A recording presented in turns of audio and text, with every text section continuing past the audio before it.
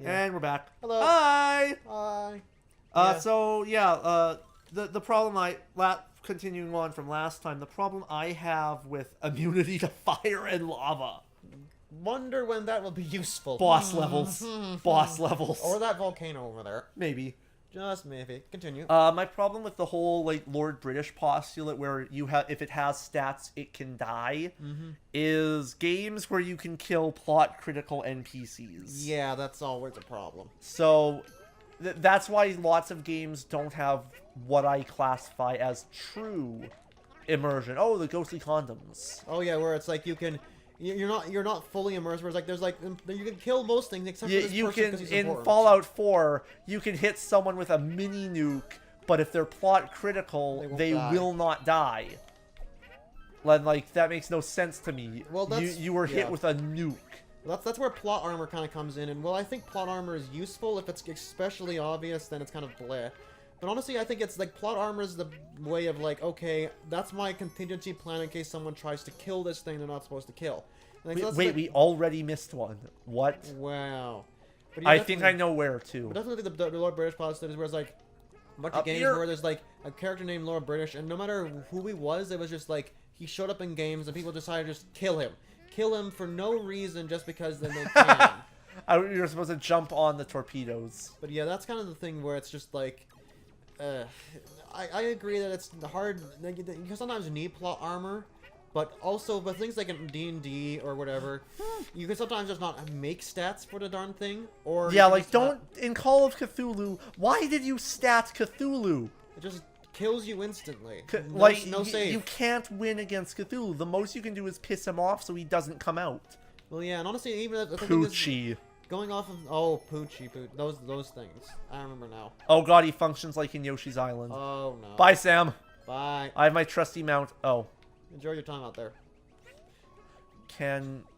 I think I got an idea. Running! No, we have Poochie come Hi, back and Poochie. lift us both up. But definitely, like, and even like So, in the Cthulhu mythos, hop on. you can kill Cthulhu, but he'll just come back and just. Well, that's no, how it in goes. Call of Cthulhu, it's even better because he comes back 10 minutes later and is pissed off.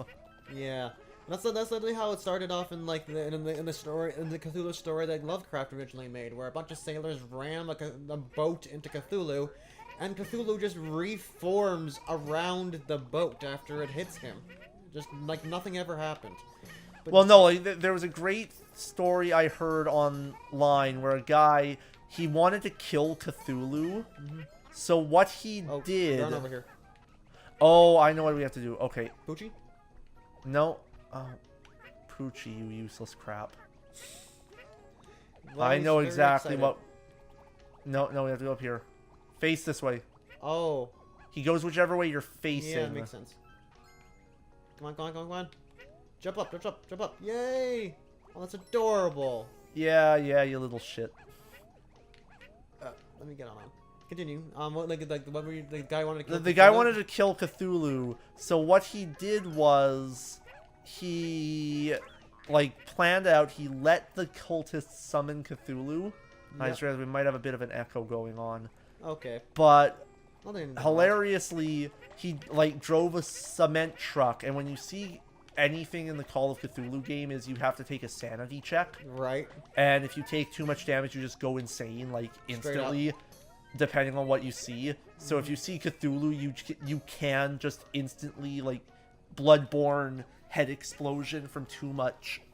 Too much. It's just too alien, too wrong, and definitely it's like Darkest How did- it's like I Darkest don't- Dungeon, where it's like you can have your guy with the awesome gosh. stats, but he can still just straight up go insane from the stress, and that does not, their stats do not matter at that point. Oh no, like, it's... Things are just too horrifying for even like hardened criminals and everything like that. It's just horrifying. Yeah, it's actually pretty funny. You bring that up, because I do sometime later when I'm in a better mood. Sorry, Sam. That's fine. I'll be good. Yeah, sometime we'll have to play that on the channel or something Yeah, like that. because like That's I a- did that's a fun 2 game. hours ago. I mentioned that I wanted to make it a full series because I think it would work better than Dark Souls, where I was the one who knew everything Yeah, and you 'cause- didn't, and I was the one playing. Yeah, we're a lot more equal. We both have the game. We know a lot of details about it. Like yeah. I've played it. I don't know that much. I've only played a little bit due to stress and stuff. Yeah, because I know like, Oh, boy. Bah. But yeah, I know quite a bit about it because I've played a fair amount of it myself. I've looked things up, and there's just been I didn't like game the system, but it's definitely there's been a lot of Oh no, like enjoyment gotten out of it. if I feel the need to, if I want to make things easier for the sake of a let's play, I will cheat. Yeah. So this is being recorded way before this footage actually goes up.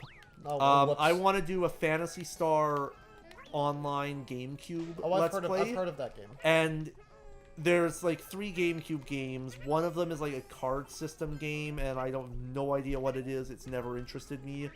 I played the first 2 because they come as a dual bundle. Right. Because they're ports from the Dreamcast of all things. Oh. They're just as hard as Dark Souls. Oh, I'm sure they are. They are hard. Is it hard because of like just for hard's sake, or is it hard because it's like the game it's unfair? It's hard because some enemies can just deal so much damage, and at the end of the game you're fighting a kaiju. Oh, and just like you can who is also a god.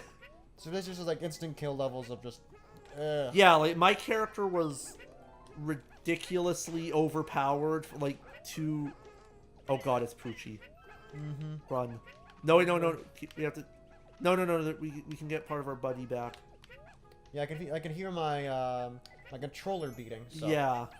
Oh well, we missed a lot, but I don't care. Poochie is gone. No, abandon Poochie. Run! Dang it! The reason I feel like that is in Yoshi's Island for the NES, Poochie does not control nearly as slowly. In that things are either instant or too delayed. Oh. So, Poochie would either do exactly what you want for like 5 seconds, or or do something stupid. Completely run you into lava. Yeah. And like, it wasn't a bad gimmick. It only showed up in a few levels. But it just was Yeah. Yeah. Oh wow. Neat. But definitely, I do like I know What? for Darkest Dungeon, one of my favorite things is that there was you know how like there's like the light level, and then when things get lower light level you have Things are more dangerous, but there's a better reward. Yeah, but the thing is, I didn't realize this, but there's something called the Shambler. There, and if you have 0 light, there's a chance you'll encounter the Shambler. The Shambler is a boss. Oh. Who's devastatingly powerful. So I'm getting the immunity to fire and lava because this looks like a volcano. I'll probably do the same. Wherever. It's the second one. Yeah, but definitely it's like it's just there's a chance of you just straight up encountering him, and he's just devastatingly powerful. I encountered him because what happened was there's a chance of if you're low light level. There's an altar where it says like if you feel like you want the challenge, put a torch in here, and it instantly dims your light, and you have to fight it. I was doing well in a dungeon. I was like, I'm doing fine, and I felt like okay, I'm gonna fight this thing. I don't want to see what happens. Oh, it just. We're immune. But it's a thing where it's like I fought. I was like full health. My guys were fine. Not a challenge. Oh, how bad could it be? And then I just died horribly. Everyone. Oh got no! stressed I out. have a similar thing. In Persona 3, there's a chance the Grim Reaper will just show up, Oh yeah. and he is devastatingly powerful. Like he is the super boss, and you can encounter him as early, if you're really unlucky, as the first floor of the Oh. dungeon. Oh boy. He looks super badass. Awesome. He's wearing this ragged Old West duster with giant 2 revolvers that would make Revolver Ocelot blush. Oh yeah, I getcha. So he looks really cool. In Persona 4 they changed it so that if you're I forget the exact requirements to fight him. You have to get like 20 chests on a floor or in a run. You have to be doing really well, I suppose. And then you'll start hearing chains in the background. Oh. And he could be in one of the chests. What this means is that you get to choose to fight him. You don't have In to. Persona 3, if he's it's on the chance floor, based. you have spent too long on the floor, run. Oh, okay. It's not a... It's a timer. It's to keep you from just grinding the floor for an hour. Okay, makes sense. It's to make you have to go, oh crap, I need to move, I need to move, I need to move. Yeah, but honestly, that's actually the same thing with, and then Darkest Dungeon. I didn't really think about it, but you know how the quests say, like, level 1 or whatever, and that's, like, the level that's encouraged for them to be in? There's anti-grinding in Darkest Dungeon, where the fact is, if you have, a level 1 dungeon, you can have a level 2 person participate in that. That's fine, right? Level 3 people, they turn up their nose at a level 1 fight. They say, like, I want a real challenge. You cannot have your and it's the guns. opposite for if you want to go to a really high level dungeon to level up a really low level person. Well, no, not exactly. Low level people, they can go into higher level dungeons. The issue is they get increased stress levels. Like because massive... you're boring them. No.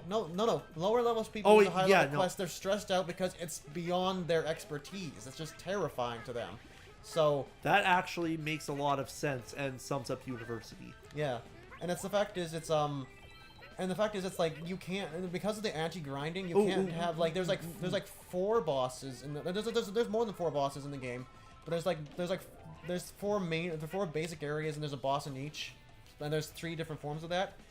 That makes it so you can't just have one be-all end-all team for the fights, because they've got different strategies for each, and you can't use the same team because they'll level up too fast.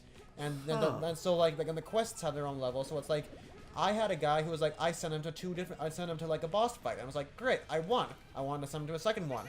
He was too high leveled, so he just flat out refused. So I had to get a second set of people to just do it. Oh, that's very clever. And it means you can't actually grind on the weak enemies. Exactly. Oh no, I wonder if we should run, even though we're immune. But definitely, one other thing I didn't really think about, but is also the fact that, it also makes, get that stuff on below. there is a sense of grinding where if you want, like, the artifacts. Oh, the frame rate. Oh yeah, but if you want artifacts and, like, gold and things, there's a way of grinding for that, but it's also really anti-grinding in the fact that the way you do it is despicable. What you do is that if you want straight up paintings and everything, what you do is you take a party of total newbies, send them out with no equipment, no torches, no food, no nothing, send them out, get whatever gold you can, and then when they're done, ditch the insane people and let the dead people stay dead. It's despicable. Oh my god, that's horrifying. I love it. It's acknowledged as the best way to grind, but it's also the most heartless, because you literally just ditch the party after they've served your purpose. Yeah. But yeah, it's definitely, I like that because it does have anti-grinding. But also one other thing I found fun was that there's also another boss that's it's not the Shambler, but it's not as bad. It's called the Collector, where I was just wandering through the ruins, just minding my own business. I found something called the Collector. It's like a skeleton in a cloak, and it's like called the Collector. I was like, oh, this looks neat. Let me fight this thing. And then it did something called Collect Call, where it opened its coat. You can see soulless faces underneath it. Oh! And it summons the heads of previous adventurers who have to fight you. Well, on that lovely note, that's it for this episode. Goodbye. Oh, we have a pyramid level. Ooh, pretty. Pyramid cave. Well, I'm sorry for the morbid note, but hey, Goshen's Island. Woo! Woo! We'll see you next time.